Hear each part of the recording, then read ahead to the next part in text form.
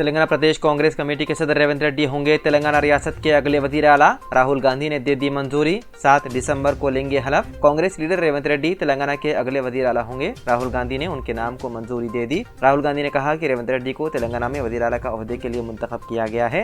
ये फैसला मंगल को दिल्ली में मुनक्किदा पार्टी मीटिंग में लिया गया, जिसमें राहुल गांधी, पार्टी सदर मल्लिकार्जुन खड़गे और कौमी जनरल सेक्रेटरी के.सी. वेणुगोपाल समेत कई सीनियर लीडरान मौजूद। ताहम रेवंत रेड्डी के नाम का बाज़ाब्ता ऐलान हैदराबाद में कांग्रेस लेजिस्लेचर पार्टी के इजलास के बाद किया जाएगा। रेवंत रेड्डी 7 दिसंबर को सुबह 11 बजे एलबी स्टेडियम में वजीर आला के ओहदे का हलफ लेंगे।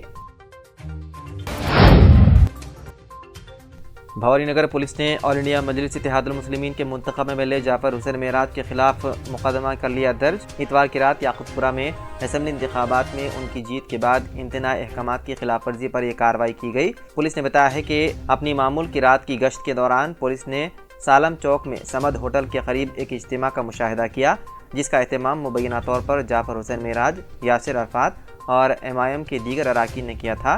भवानी नगर के कांस्टेबल ए सुधाकर ने इत्तला दी है कि जमा हुजूम ने एक रैली शुरू की, बगैर इजाज़त की आतिशबाजी की और हंगामा आराई की, जिस पर जाफर हुसैन मेराज और दीगर के खिलाफ मुख्तलिफ दफात के तहत केस दर्ज कर लिया गया।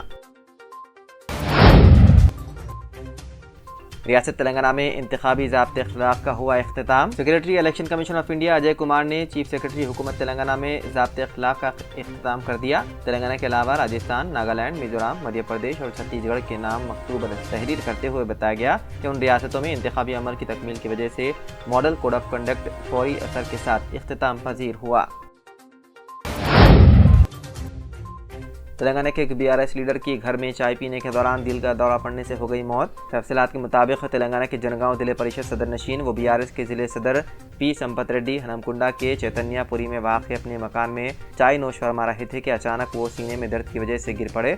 उनको इलाज के लिए अरकान ख़ानदान ने अस्पताल पहुंचाया, ताहम डॉक्टरों ने उन्हें मुर्दा करार दिया। उनकी मौत पर बीआरएस के मुकामी लीडरों ने दुख का किया इजहार। राजस्थान की करणपुर असेंबली सीट के लिए 5 जनवरी को वोट डाले जाएंगे। इलेक्शन कमीशन ने मंगल को इत्तला दी। कांग्रेस उम्मीदवार की मौत की वजह से यहां वोटिंग मुलतवी कर दी गई थी। अहदेदारों ने बताया है कि नामजदगी का अमल 12 दिसंबर से शुरू होगा। 19 दिसंबर नामजदगी की आखिरी तारीख होगी। जांच पड़ताल 20 दिसंबर को होगी और 22 दिसंबर तक नाम वापस लिए जा सकते हैं। इंतखाबात 5 जनवरी को होंगे और वोटों की गिनती 10 जनवरी को होगी। तूफान मिचोंग ने चेन्नई और उसके पड़ोसी अजला में भयानक तबाही मचा दी। इतवार की सुबह से 400 से 500 मिलीमीटर बारिश हुई, जिससे साहिली शहर में मकानात और कारें और बाइक तबाह हो गए। रिपोर्ट के मुताबिक शहर की तमाम 17 सबवेज पानी में डूब गई हैं। अब तक 8 अमवात की इत्तला है, जिनमें पोर्टेबल कंटेनर के दफ्तर में फंसे 2 मुलाजिमीन भी शामिल हैं, जो वेलाचेरी में लैंडस्लाइडिंग की वजह से 50 फुट गहरी खाई में जा गिरे, जबकि 3 को बचा लिया गया। 2 का अभी तक डिजास्टर रिलीफ एजेंसियों के जरिए पता नहीं चल सका। समुद्री तूफान मिचोंग मंगल की दोपहर नेल्लूर और मछलीपट्टनम के दरमियान बाबटला के करीब आंध्रा के साहिल से टकरा गया। चेन्नई में परवाज और ट्रेन खिदमात मुतासिर हुई। कम से कम 30 परवाजें मनसूख और रीशेड्यूल कर दी गई। राष्ट्रीय राजपूत करनी सेना के कौमी सदर सुखदेव सिंह गोगामेडी को गोली मार कर दिया गया कत्ल। इत्तलात के मुताबिक गोगामेडी को मंगल को जयपुर में दिन दहाड़े गोली मार दी गई। गोगामेडी को फौरी तौर पर मेट्रो मास अस्पताल ले जाया गया, जहां डॉक्टरों ने उन्हें मुर्दा करार दिया। गैंगस्टर रोहित गोदारा ने सुखदेव सिंह गोगामेडी के कत्ल की जिम्मेदारी ली है। अजीत सिंह, जो गोगामेडी के साथ वाक़े के दौरान मौजूद था, वो भी शदीद जख्मी हो गया। इजरायली वज़ीर आज़म बेंजामिन नेतन्याहू से इख्तिदार छोड़ने का मुतालबा मज़ीद शिद्दत इख्तियार करता जा रहा है।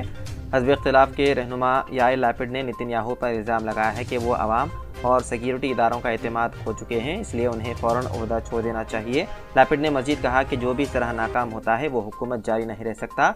उन्होंने मज़ीद कहा कि इस तबाही पर नेतन्याहू का नाम लिखा गया था और वो सलामती के इदारों और अवाम का एतमाद खो चुके हैं। अब वक्त आ गया है कि ये हुकूमत हमें छोड़ दें और हमें अजाब से निजात दिलाएं। उन्होंने नेतन्याहू पर यह इल्ज़ाम भी लगाया है कि उन्होंने अपने दौरे हुकूमत में मुल्क की तारीख की सबसे बड़ी तबाही का सबब बने। तुर्की के सदर ने नेतन्याहू के खिलाफ जंगी जराइम का मुकदमा चलाने का कर दिया ऐलान। तुर्की के सदर रजब तैयब एर्दोगान ने कहा कि इस्राएली वज़ीर आज़म नेतन्याहू के खिलाफ गाज़ा में जारहाना बमबारी करने पर जंगी जराइम का मुकदमा चलाया जाएगा। उन्होंने ये बात OIC के कमेटी के अरकान से गुफ्तगू के दौरान की।